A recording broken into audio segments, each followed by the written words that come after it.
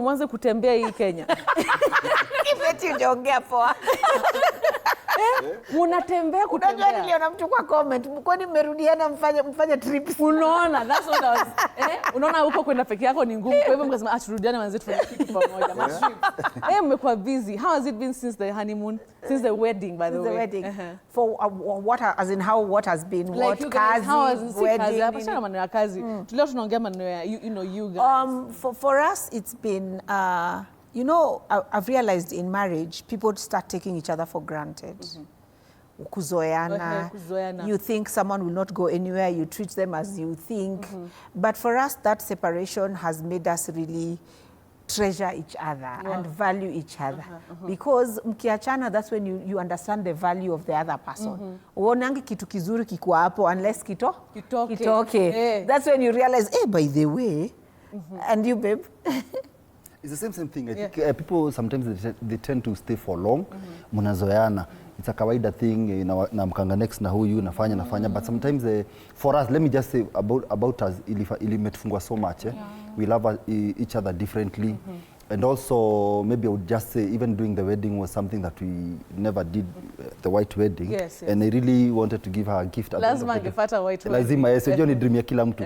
So we, after our separation, we did, from the wedding, the event, tumekuwa kufanya vitu differently. We feel fresh, and feel as a different vibe. Mnaka too fresh, mnaka ni kama mlipatana tu juicy. Si ndio hiyo sasa. Kwa hivyo now you're saying like now you see he's handsome more, now you see she's, you know, she's pretty. You started, you know, like valuing somebody in those ways. Yeah, you value more because unajua ukiwa na mtu hapo, what happens, Betty, in most marriages, I'm not saying all, but in 90% of marriages, people start taking each other for granted. And then outside ndo watu wananiambia Moni handsome. Uko outside Mwana amboe ni handsome, but for me I'm like what are people seeing? Because nimemzoea. Naambiwa outside, hey, Lynette is beautiful. But ako watu wanaona nini because amenizoea. But that separation for me personally, it just showed me that the thing that I was taking for granted in him, like there are things that I realized enyewe I had a good thing going on, and I was like taking it for granted, thinking it always be there. So for now, I try as much as possible not to take him for granted as I used to. You know, it happens without you knowing. Unaweza kuona tu mtu mwingine sasa hiki kinafanya nini hapa? Unajua unamka asubuhi sasa mbona na morota. Exactly. All right. So let me take you back to August last year when that thing happened. You know, sisi tutumeka, hii ma role model, you know, couple. I love we see this, you know, this very disturbing posts, right?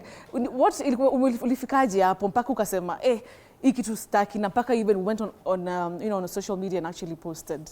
I think I thought at that time, let me say I thought at that time that I'd reached my end, and I was like, you know what, I'm done. Like I'm just done. I think I didn't see. You know, sometimes hope is very important. You know, why Christianity, we keep on going no matter what, we hope in Christ. So I think at that point, I had lost all manner of hope of us ever becoming something. And I was nilikuwa nimefunga macho kuona the good in him. And I was over magnifying. Unaona ni kama unaangalianga ant na nini nitoaje na magnifying glass. So my mistake at that time, I looked at his faults with a magnifying glass and completely refused to look at his positives. Completely.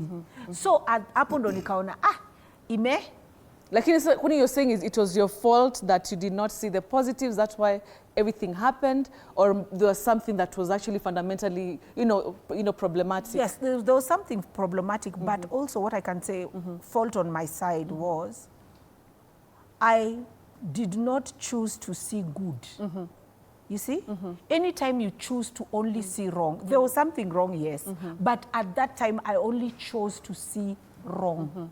And the problem with always choosing to see wrong, you will never lack something wrong to see. So for those 7 months is when I started now seeing like, okay, fine, I'll do hivi. But umse pia, kuna hii kitu ina miss, kuna hii kitu ina miss. As in, that's what I'm saying. So I will tell couples who are watching us today, like, if you choose to see something wrong in a person, you will not lack anything to see wrong. For example, if you choose to see something wrong in me, and you focus on that wrong, and you decide not to see, hiyo ndio itakuwa umemagnify na itakuwa, but there are things later on I was like, you know what, and as you know, I love praying, so I'm gonna be honest.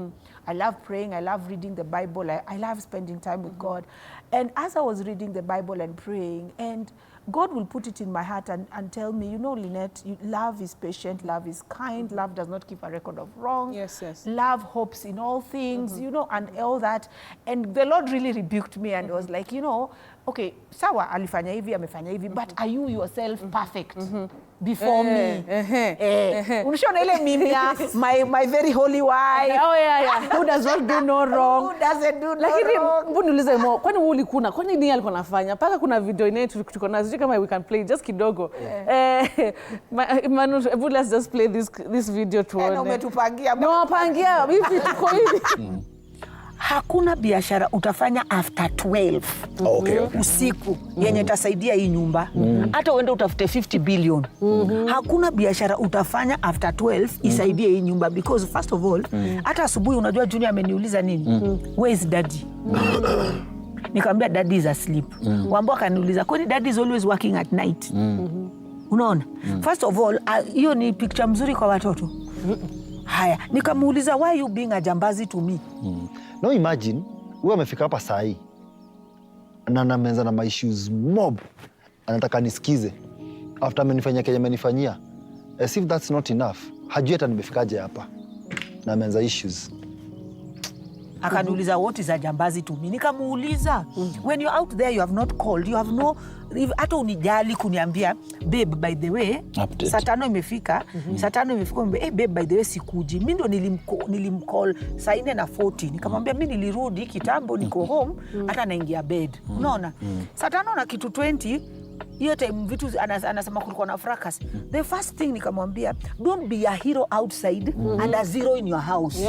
Unaona? Did you just say hero to zero? Hero to zero? Yani, you know what I do. Yani, I'm nothing to your life. Hey, babe, uko na drama. Hii yako ni drama. Mimi nikienda hiyo line, anyway, it is okay. It is okay. Mwanzo mlikuwa na drama nyingi. Drama. Sasa ni mpaka umeitwa jambazi. Kwani ulikuwa umefanya nini? Ukola ukifika, lakini acha nikwambie size yetu. Hizi shida ni kama za affect wa mama. Wa mama. Now begin to tweet it. Wako anaingia saa ngapi? Anaingia saa ngapi wako? Ulikuwa unafanya nini usiku yote? I hate drama, I saw before God.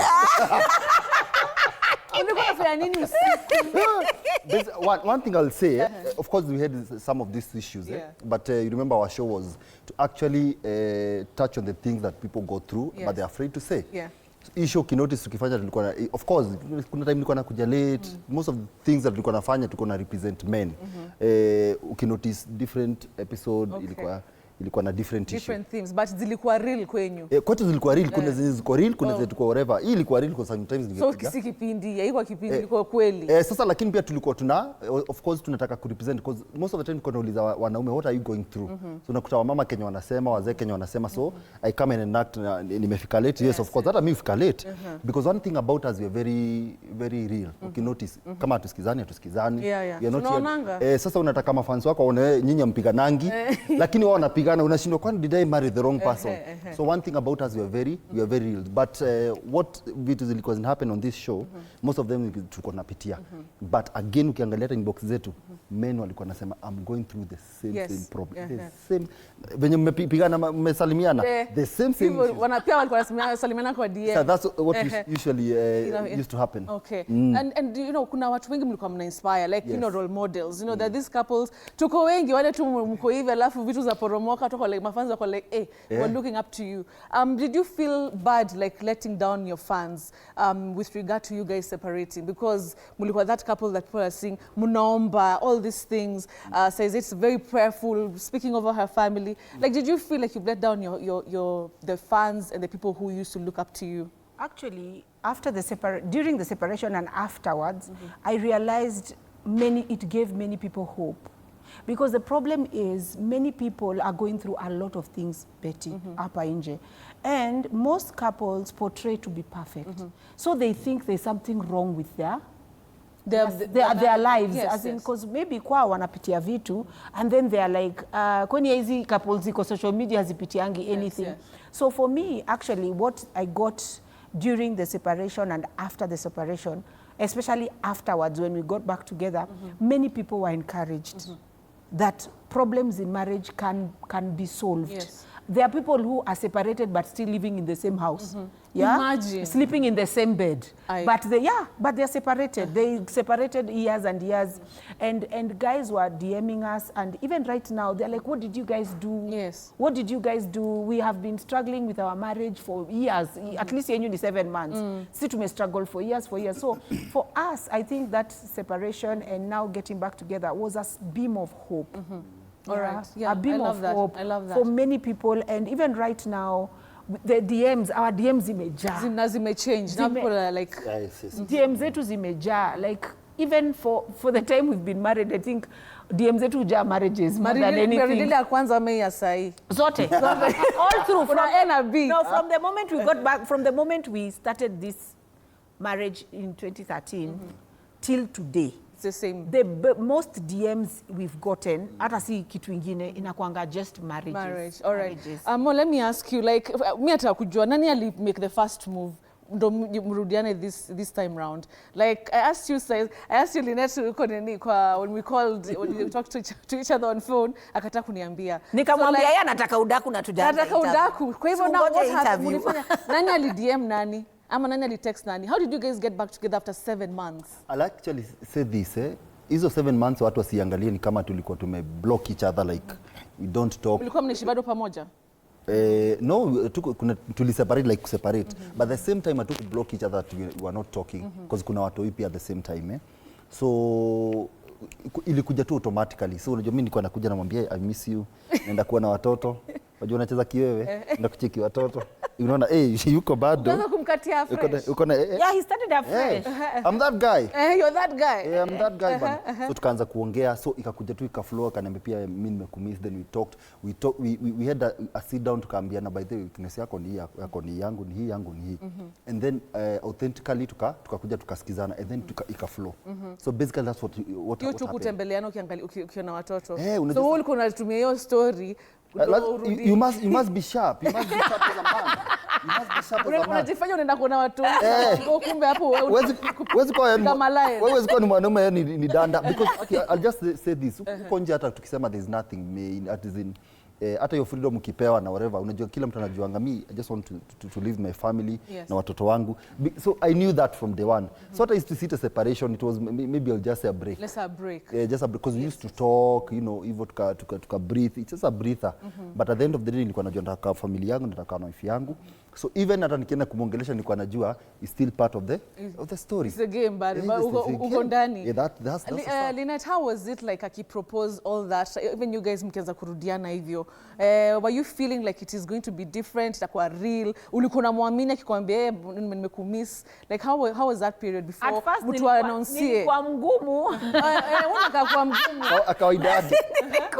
Nilikuwa mawe. Mawe. I was the stone, but eventually just letting go of some things and not acting, you know, the problems I'm beginning to acting is self-righteous, you know, just trying to understand that also me siko perfect and all that. And yeah, nikaanza, I missed him, okay, wacha nisudanganyane, nili miss mbaya. At some point I missed him. Wacha nisudanganyane. Unajua sasa tunajifanyanga kichwa mbaya lakini roho ni ile ile. So at some point I really missed him, and I missed who he was in the house and who he was to the children. Honestly, as in hapa siongezi chumvi, Mo is a dad and a half. And what I like to tell parents, most of the time when marriage is shaky, watoi ndio umia. Kids are the ones who really get caught up and really affected. And if you're in a marriage and maybe may separate, don't assume, take your children for counseling, you know, because something is amiss for them. And then don't think they are just okay. So for us, Wambo was affected. She was affected because the dad is the, Babake is everything. Like, Wambo can live without me. Yeah, but not the dad. Yeah, but not the dad. So she was really affected, and she didn't know exactly what's going on, but she really missed the dad's presence. And hapo ndo nikaanza kuangalia na nikaanza kuona a part of me is a bit selfish. Because in all this, did I factor in her? Yeah, it was like me. It was me, I. I didn't factor her. She would ask me questions, where's daddy? And then to be open and to be frank, I've never said this in any TV station. One day she went to visit the dad where the dad is living. And then she came back home. Me, I didn't think she was affected or anything. She went to school. She cried. I was called. She's crying in school. And I asked why she cried. And then I was told to go to school. And then the class teacher is telling me she was crying because her father lives in another house. Hey, manze. We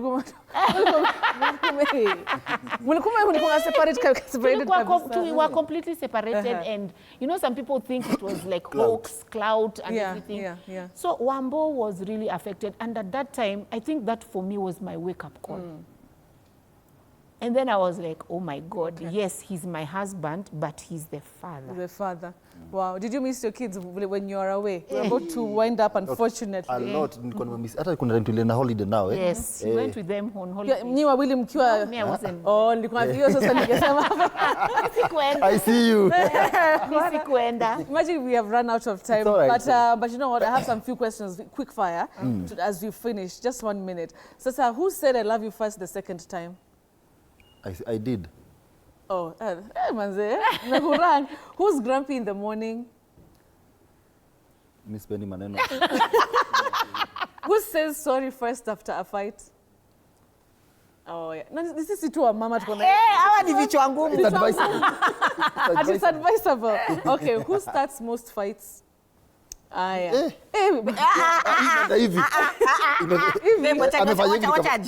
starts most fights? Okay, it's me. Hey, hapo umeangaliwa umekondolewa macho. Unaona wanaume wanajeni wajanja. Wisdom. No, he's the one who starts most fights. Yeah. Who is the most romantic?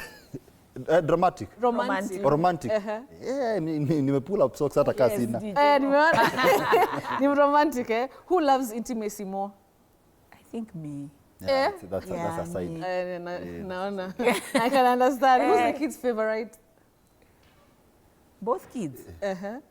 I think we are tuko balance. Niko na Junior, we are kona Ladasha. Yes. All right. So who is the cleanest one between you guys?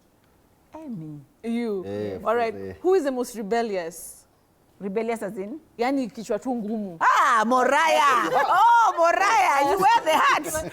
Yeah, who yells more? Who yells more? Who yells more? Who yells? Moraya. Who's the funny one? You yell. Actually, more yells more. By the way, hebu bebu ambie wasi. Unajua kila mtu adhani mimi ndio humble man, you don't like so many things or whatever, you know, I'm just a humble man. Who yells more? Who uses more money? Hey, DJ MOH. Okay. Who plans the dates more? Dates as in? Dates like when dates huyu hata atazipush. Who's the better cook? Me, I don't even know how to. I don't even the kitchen. Nothing. Who's more patient as the last one? Who's more patient? Yeah.